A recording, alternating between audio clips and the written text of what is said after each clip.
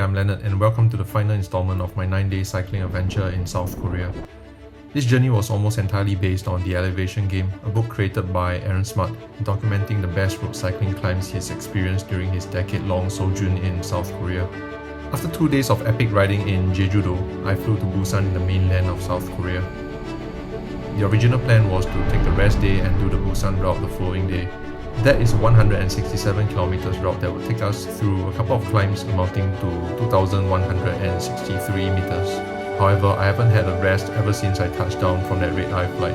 After accumulating 600 kilometers with 7,231 meters climbed for 5 consecutive days, I found myself needing a rest. I decided to forego the Busan plan and do an easier ride in Gyeongju on day 7 instead. Gyeongju is a city that's rich in history and culture. It's also home to some of the most important historical sites in South Korea, and that's where we are headed. The plan was to ride to Hwaaksan bus terminal in Busan and then take a bus to Gyeongju.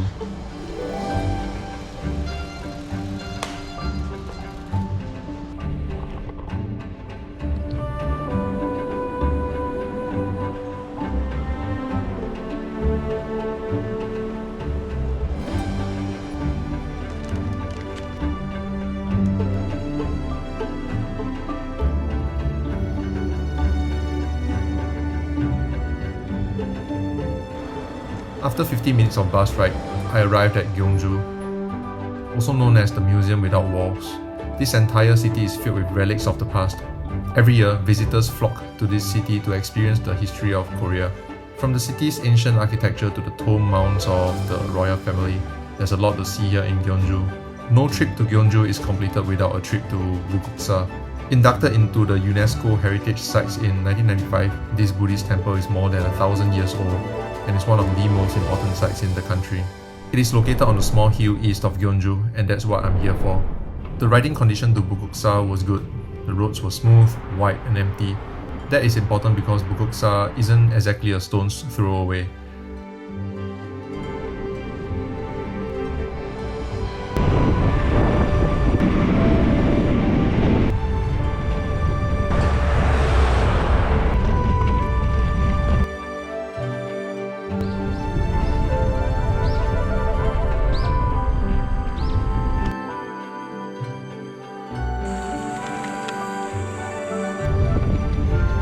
For some reason, I missed the left turn to the temple and went all the way up to another UNESCO heritage site.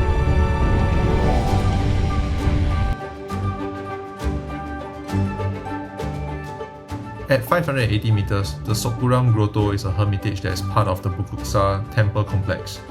However, I wasn't able to enter with the bike and flying the drone is not allowed in the area, which is understandable.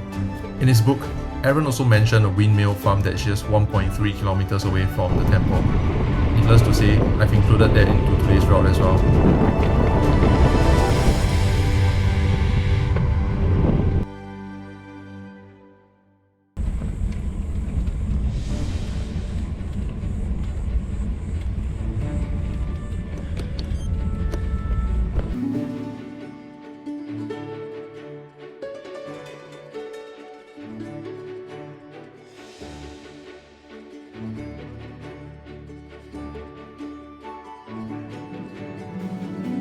I thought I had seen enough of wind farms in Jeju, but this was still a pretty cool lookout.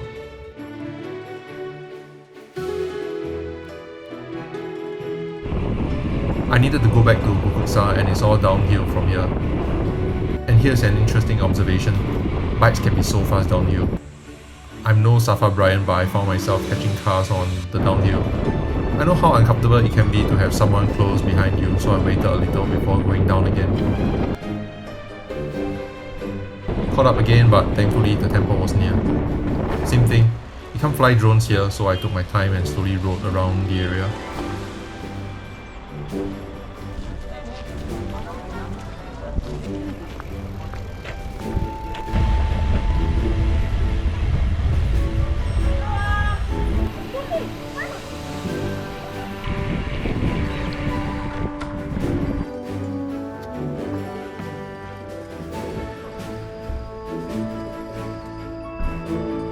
And after a couple of hours in Gyeongju, it was time to head back to Busan.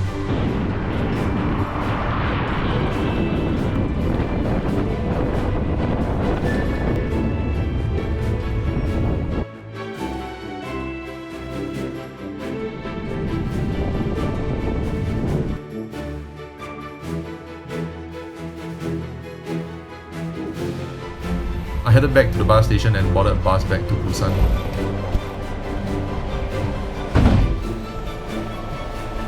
I was back in Busan in no time, but I got dropped off at a different station. I was also unwilling to ride on the footpath, so I decided to take a taxi back to the city. I still have a couple of hours before the sun sets, so I decided to ride up to the famous Gyeongju cultural village near my hotel. These iconic clusters of colourful houses come to mind even though I know nothing about Busan. I know it's built on a hill and I'm here to climb and to explore, so perfect. However, I didn't realise that it was actually pretty steep.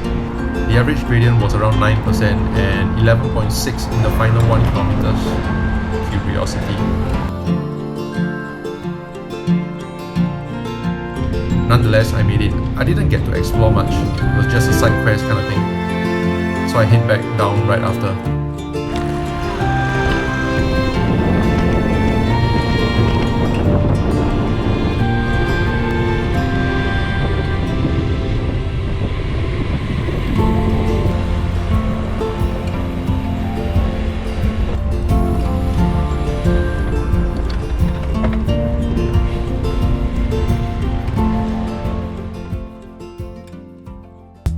Busan could have been more. It was 2 short, uneventful days and I felt apologetic for not being able to give the city a little more attention. I took a train back to Seoul on day 8 and we are at the tail end of the trip. I try to make full use of transition days like this, start the day earlier and I can sneak a short ride in. I plan to ride up the iconic Namsan in Seoul and just do a casual ride along the Han River before dropping by the Rafa store in Apgujeong. It was meant to be a short ride, 30 kilometers, and I decided not to put on the riding attire. That was a big mistake. I knew Namsan was just a short climb and I thought I could just, casually make the climb up. Keeping it casual, zone 2, zone 3, power, should be easy.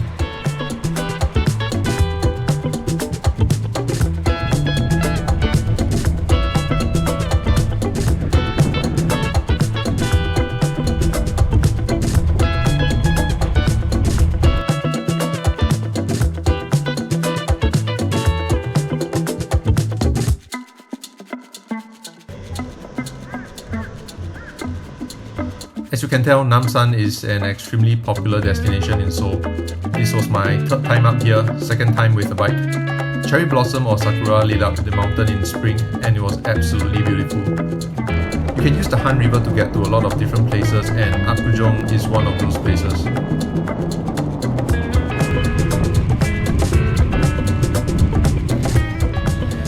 I wanted to visit the Rafa store just to have a look-see.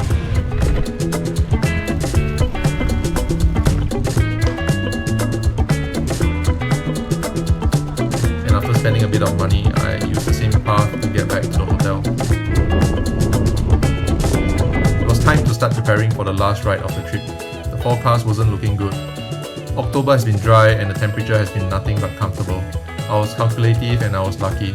However, it looked like it was going to rain in the afternoon. You win some, you lose some. If I want to make this trip, I need to forget about the 2nd climb, start early, finish the climb early, make the descent safely, beat the rain clouds and take a train back to Seoul. The final ride of my adventure in South Korea ends with a trip to Hwaaksan. It's about 100 kilometers plus northeast of Seoul and it's actually nearer to the Gangwon province than it is to Seoul. I started the ride at around 4:45 am. The streets were empty and well lit. As usual, you can get to a lot of places following the Han River and that's what we are gonna do.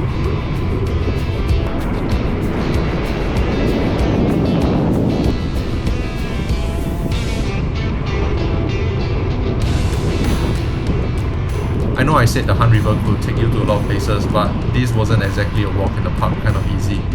It took a while for the cityscape to change into a more rural setting. It wasn't the sunny morning I hoped for, but there's beauty in it.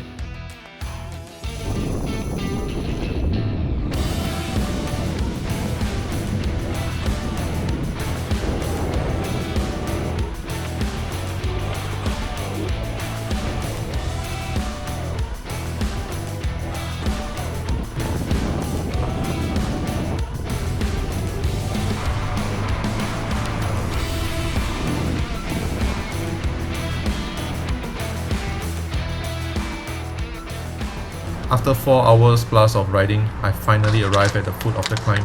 I stopped by a convenience store for a quick bite and to rest a little before taking on the climb. I also kept a close watch on the cloud radar to make sure that I have ample of time to complete today's climb. On paper, Hwaaksan stands at 898 meters. That doesn't sound too difficult. It's not the tallest mountain we have been to so far either, and that's where you need to tear that paper apart. Hwaaksan is an absolute monster of a climb. The start of the climb wasn't too bad. It was pretty. The 4 lifts were on full display, and that was what I came here for in the first place. Then, for some reason, the road to the summit took a steep turn. The majority of the ride has a gradient of more than 9%, and judging by the looks of it, a huge chunk of it is greater than 12%. It was a grind fest up to the summit.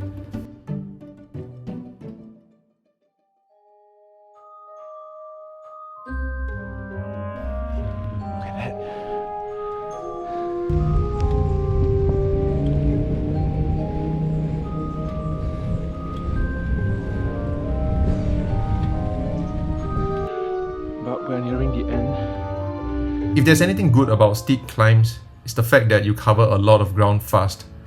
I got to the summit eventually, and to be honest, I was kinda glad it was over. I kept most of the climb at zone 2, so it wasn't really that tiring, but just constantly grinding it out at the largest corp wasn't really that fun either.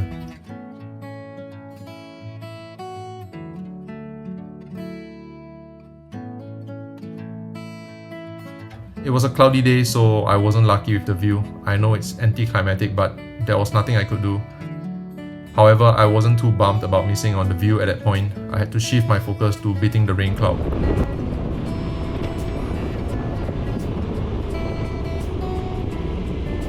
Because the climb was so steep, that made the descent fast. It was a good thing that the roads were wide, and that made the descent easier to manage.